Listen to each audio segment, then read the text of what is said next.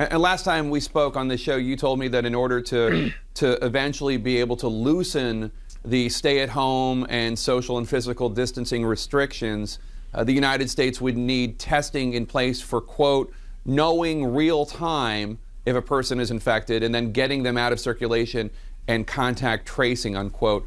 When do you think the U.S. will have that capacity nationwide for that kind of testing?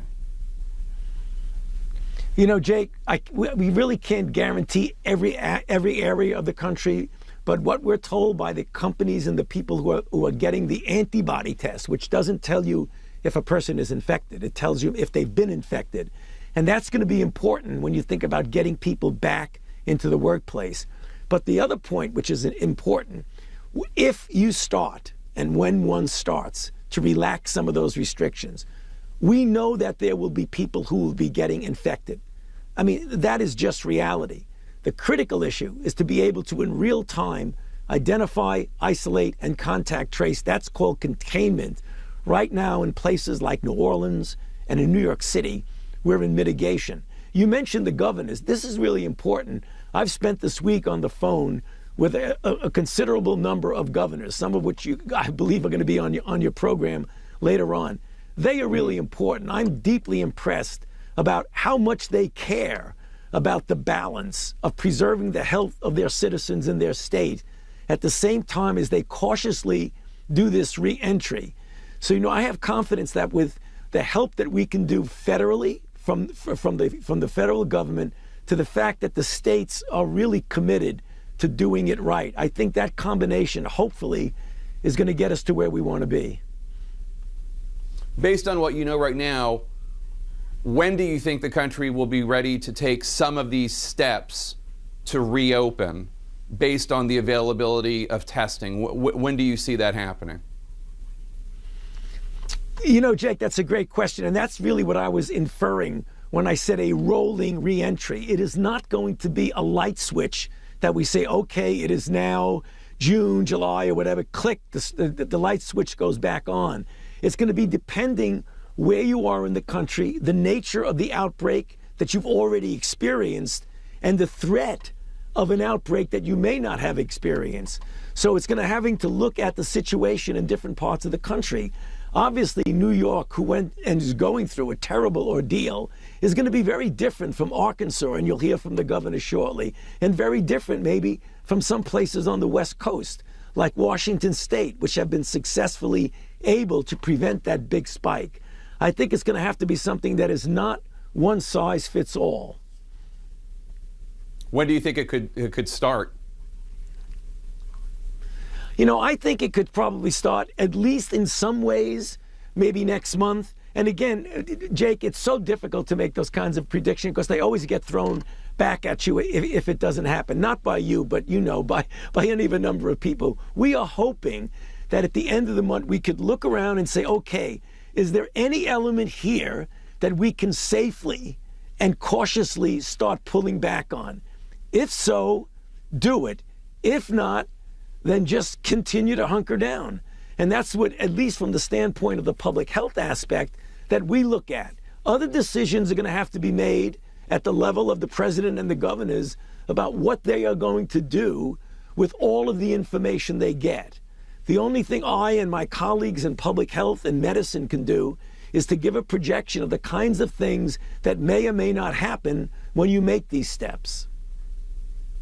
And I know you're concerned about the idea of what happens if it happens too quickly, prematurely, and then precipitously the U.S. or that area of the U.S. goes back to a dire situation. The University of Washington professor Chris Murray, who I know you're familiar with his work, he runs the model frequently cited by your task force. He told CNN that he is worried that if the country opens up too soon, quote, the risk of rebound is very great. And according to his model, when it comes to stay-at-home and social and physical distancing measures, quote, if we were to stop at the national level by May 1st, we are seeing a return to almost where we are now sometime in July. Do you agree with him? And what happens if parts of the country try to go back to some semblance of normal, but the testing and contact tracing capacity is not there?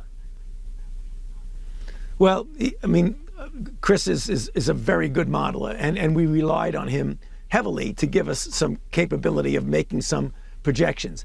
But I believe what they were referring to in that model, Jake, and it's important, is I agree. That's why I said a few moments ago, if you just say, okay, it's whatever, May 1st, click, turn the switch on. Obviously, if you do it in an all or none way, there's an extraordinary risk of there being a rebound. So in that respect, that model is correct. And that's why I mean it is not an all or none.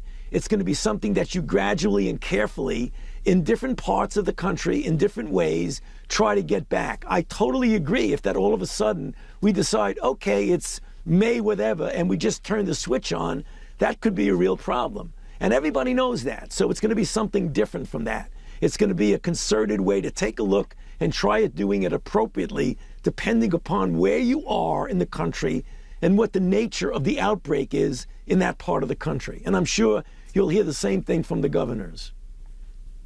South Korea and the U.S. announced their first confirmed coronavirus cases at virtually the same time in late January. If you take a look at where we are right now in the U.S. now has 50 times more cases and almost 100 times more fatalities than South Korea. Meanwhile, while the U.S. makes up only about 4.25% of the world's population, the U.S. has 30% of the world's reported coronavirus cases and almost 20% of the reported coronavirus deaths. Sanjay Gupta said this is all because we got started too late in the U.S. Is that right? Do you agree? It isn't as simple as that, Jake. I'm sorry. I mean, to just say this is all happening because we got started too late. Obviously, if you look, could you have done something a little bit earlier? Would have had an impact, obviously. But where we are right now is the result of a number of factors. The size of the country, the heterogeneity of the country. I think it's a little bit unfair to compare us to South Korea, where they had an outbreak in Daegu and they had the capability of immediately, essentially, shutting it off completely in a way that we may not have been able to do in this country. So obviously, I would have been nice if we had a better head start, but I don't think you could say that we are where we are right now because of one factor. It's very complicated, Jake.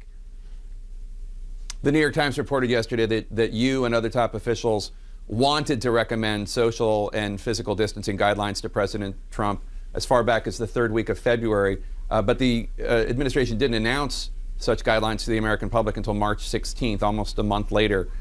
Why? Jake, as I've said many times, we look at it from a pure health standpoint. We make a recommendation.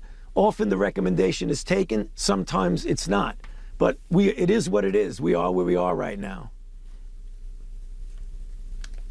Do you think lives could have been saved if social distancing, physical distancing, stay-at-home measures had started third week of February instead of mid-March?